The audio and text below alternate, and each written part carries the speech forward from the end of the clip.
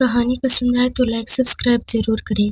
और सामने देखने लगा गाने के बोल भी उसकी भावनाओं का साथ दे रहे थे।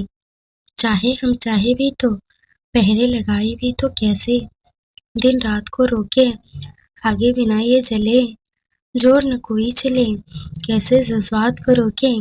जीजू बड़े ध्यान से अक्षत को देख रहे थे। उन्होंने तनु को इशारा किया और फिर दोनों ही जोर जोर से गाने लगे। झुकावट हो न जाए, दीवाना खो न जाए, संभालू कैसे इनको मुझे तू बता। हे हे हे, हे हे, हो, जैसे ही सुमित और तनु के साथ गाना शुरू किया, अक्षत ने गाड़ी धीरे करके पीछे देखते हुए कहा, क्या हो गया है आप दोनों को? प्यार, दोनों ने एक साथ कहा तो अक्षत ने अपना सर पीट लिया और मीरा मन ही मन मुस्कुरा उठी। गाड़ी हाईवे के सामने पहुंची तो अक्षत ने सीट बेल्ट लगा लिया और मीरा से भी लगाने को कहा, लेकिन मीरा को लगाना नहीं आ रहा था। अक्षत उसकी ओर झुका और सीट बेल्ट लगा दिया। अक्षत की नजदीकियां मीरा का दिल धड़का जाती थी। उसके परफ्यूम की खुशबू में मीरा खोसी गई। हंसी मजाक करते हुए सभी लोकेशन पर पहुंचे। गेट के बाहर बड़े बड़े शब्दों में लिखा था, गोल्डन पैलेस मैरिज होम। सभी गाड़ी से नीचे उतरे। काव्या ने मीरा का हाथ पकड़ा हुआ था। विजय बाकी लोगों के साथ पहले ही पहुंच चुका था। दरवाजे पर स्वागत करने के लिए नीता के कलीग्स खड़े थे। उनमें से एक था हनी। उसने जैसे ही मीरा को देखा बस देखता ही रह गया। बाकी सबको छोड़कर वह मीरा को ओर बढ़ा और अपना हाथ उसकी ओर बढ़ाते हुए कहा, वेलकम। मीरा हाथ बढ़ाती उससे पहले ही मीरा के बगल में खड़े अक्षत ने अपना हाथ आगे कर उससे हाथ मिलाते हुए कहा, हाय अक्षत व्यास, दूल्हे का छोटा भाई। बेचारा हनी देखता ही रह गया, लेकिन उसके पीछे खड़े उसके बाकी कलीग्स उसकी इस हालत पर हंस पड़े। अक्षत, मीरा, सुमित, तनु और काव्या सभी अंदर आए। सुमित अर्जुन के पास चला गया और तनु काव्या को लेकर वॉशरूम की ओर बच्चे सिर्फ अक्षत और मीरा। लेकिन तभी सामने से मोनालिसा आई और अक्षत के गले लगते हुए कहा, hi handsome, looking so hot. Meera ने देखा तो वह वहां से राधा की ओर चली गई। राधा उसे बाकी मेहमानों से मिलवाने लगी। अक्षत को मीरा का जाना अच्छा नहीं लगा तो उसने रूखे स्वर में मोनालिसा से कहा, बिहेव योर सेल्फ मोना, यहाँ सबके सामने ऐसे, भाई की सगाई है, so please. I know baby, लेकिन मैं देख रही हूँ आजकल कहीं और ही बिजी रहने लगे हो तुम। मोना ने सामने खड़ी मीरा को घूरते हुए कहा। मीरा को इन सब के बीच में मत लाओ मोना। अक्षत ने कहा, ओह वाह, मैंने तो उसका नाम भी नहीं लिया और तुमने खुद ही अपना राज बता दिया। लिसन मिस्टर अक्षत व्यास, तुम जानते नहीं हो तुम्हें पाने के लिए मैं क्या कुछ कर सकती हूँ। मोना ने अक्षत के कंधे को दबाते हुए कहा, मेरे साथ गेम खेलना बंद करो मोना। अक्षत ने दांत पीसते हुए कहा, ओडियली, फिर तो मुझे लगता है अभी मुझे जाकर तुम्हारे फादर को सब कुछ बता देना चाहिए, मोना ने धमकी भरे स्वर में कहा। और जैसे ही जाने लगी, अक्षत ने उसका हाथ पकड़ उसे रोकते हुए कहा, मोना प्लीज। मोना उसके थोड़ा करीब आई और गाल थपथपाते हुए कहा, baby I am just joking, ये सब बताकर मैं तुम्हें खोना नहीं चाहती। एंजॉय। मोना वहां से चली गई। जाते जाते अक्षत का मूड खराब कर गई। कुछ देर पहले तो मुस्कुराहट उसके चेहरे पर थी, अब एकदम से गायब हो गई। अक्षत वहां से चला गया।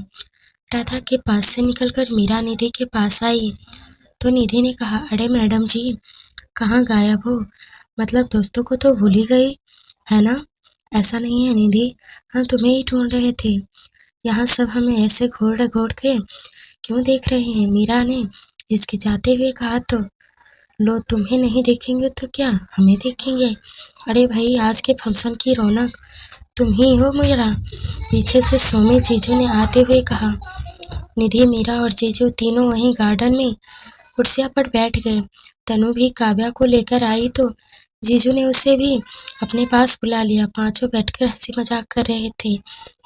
थोड़ी देर बाद अर्जुन भी वहां आ गया और उन सब में शामिल हो गया। नीता का घर मेहमानों से भरा हुआ था। अर्जुन के घर से भी कुछ बाहर के खास के मेहमानों आए थे। माँ की शाम के फंक्शन में शामिल होने वाले थे।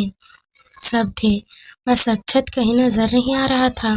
मीरा की नजरें उसे ही ढूंढ रही थी। तभी एक कोने में खड़ा अक्षत उसे दिख गया। अक्षत का उदास चेहरा उसे बिल्कुल अच्छा नहीं लगा। तभी हनी वहां पहुंचा और कहा, अरे आप लोगों ने तो कुछ लिया ही नहीं। रुकिए, मैं आप सबके लिए अभी कुछ भिजवाता हूँ। कुछ देर बाद हनी वेटर के साथ वापस हाजिर हुआ। उसने वेटर से सबको ड्रिंक देने को कहा और मीरा को ग्लास खुद अपने हाथ से दिया। ये देखकर जीजू ने धीरे से निधि के कान में कहा, ये कुछ ज्यादा ही बावला हो रहा है। हम लकी मीरा, मुझे तो कोई देखता तक नहीं है।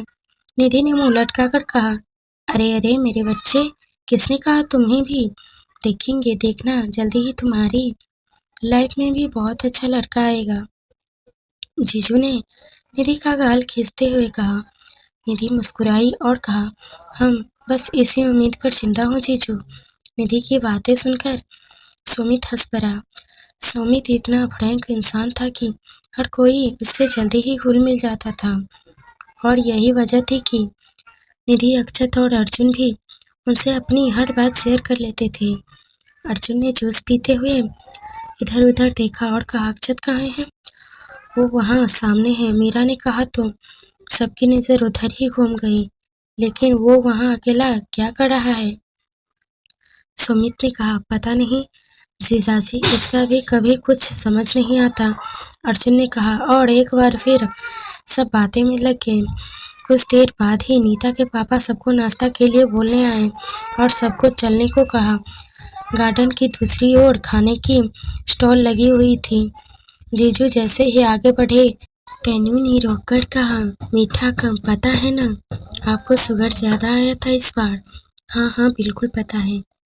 चलिए निधि, जीजू ने निधि का से कहा और फिर मीरा की ओर पलटकर कहा, तुम भी चलो मीरा। आप लोग चलिए, हम आते हैं, मीरा ने कहा।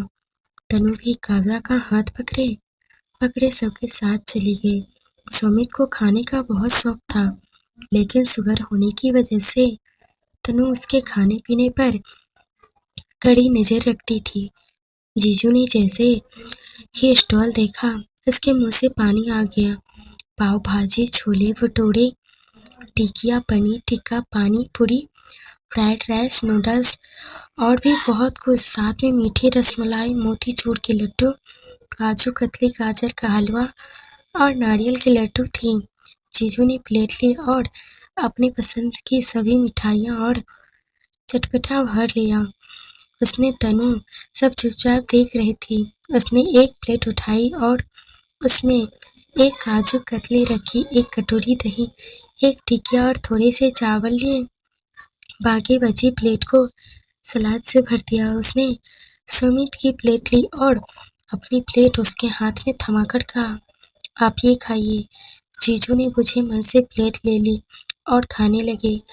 बार बार उनकी आंखें रसमलाई और लड्डू पर चली जाती, लेकिन सामने तनु खड़ी थी। निधि उसके पास आई तो उन्होंने कहा, शादी के बाद जिंदगी ऐसी हो जाती है।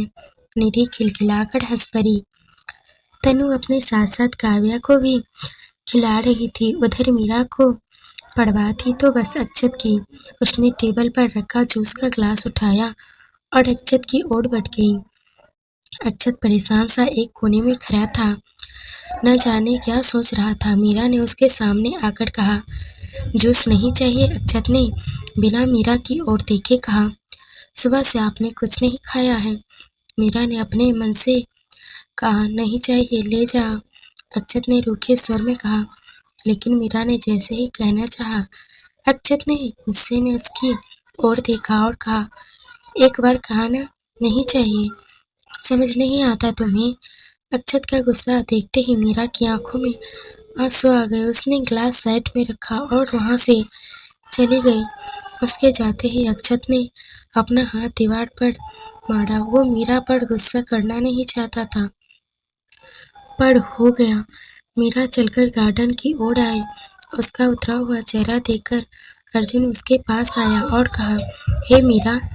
कुछ नहीं, मीरा ने अपने आंसू छुपाते हुए कहा। तब तक निधि और भी अपनी प्लेट के साथ वहां आई पहुंची और कहा, क्या हुआ मीरा?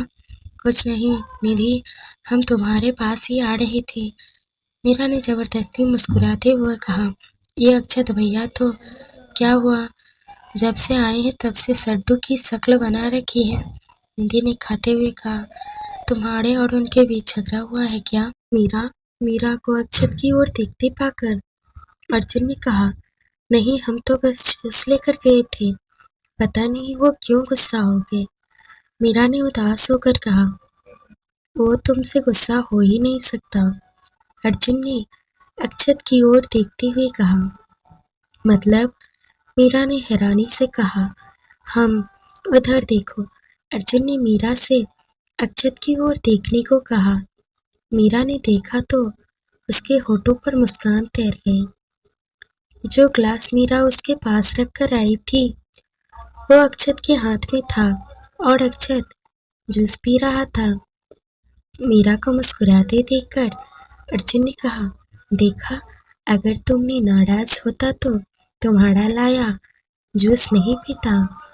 लेकिन वो गुस्से में थे। मीरा ने कहा, मुझे मालूम है क्यों। निधि ने खाते हुए कहा, क्यों अर्जुन? और मीरा दोनों ने एक साथ निधि की ओर पलटकर कहा, सुबह मोना से बहस हो गई थी भाई की, शायद इसी वजह से गुस्सा है। कहने को वो भाई की गर्लफ्रेंड है, पर जब भाई उसे देखते हैं तो अपसेट हो जाते हैं। निधि ने कहा, अर्जुन, तुम्हें पंडित जी बुला रहे हैं। राधा ने आवाज लगाई तो अर्जुन बिना बात पूरी सुने ही वहां से चला गया। कोई तो रास्ता होगा जिससे वो वापस पहले की तरह खुश हो जाए। मीरा ने बेसब्री से कहा, आय हाय, क्या बात है, कभी इतनी परवाह मेरी भी कर लिया करो। निधि ने मीरा को छेड़ते हुए कहा, वक्त आने पर तुम्हारी भी कर लेंगे। अब बताओ ना प्लीज। मीरा ने कहा, एक ही रास्ता है, अगर मोना यहाँ से चली जाए या भाई के सामने ना आए तो शायद उनका गुस्सा कम हो सकता है। निधि ने एक टुकड़ा मीरा को खिलाते हुए कहा। मीरा ने कहा और देखा सामने कुर्सी पर जीजू उदास बैठे हैं। उन्हें देखकर मीरा ने कहा, अब जीजा जी को क्या हुआ? उनकी भी अपनी दुख भरी कहानी है। शुगर है उन्हें और दीदी ने उन्हें तीखा मीठा कुछ नहीं खाने दिया, बस सलाद और छोटे से पीस, बस इसीलिए। निधि ने कहा, तुम खाओ, हम अभी आते हैं। मीरा ने जाते हुए कहा, तुम कहाँ? निधि ने कहा, बस आते हैं, कहते हुए मीरा चली गई। कुछ देर बाद जीजू के पास आई और कहा, चलिए कहाँ? जीजू ने हैरानी से कहा, चलिए तो। मीरा ने जीजू का हाथ पकड़कर उन्हें उठाते हुए कहा। जीजू मीरा के साथ साथ चल पड़े। मीरा उन्हें एक खाली रूम में लेकर आई और गद्दे पर बैठाकर कहा, एक मिनट जीजू। वो समझ नहीं आया कि आखिर मीरा करना क्या चाहती है। मीरा वापस आई और प्लेट जीजू के सामने रखकर कहा, तनु दी, आपको देखे इससे पहले जल्दी से ये सब खा लीजिए, हम दरवाजे पर खड़े हैं।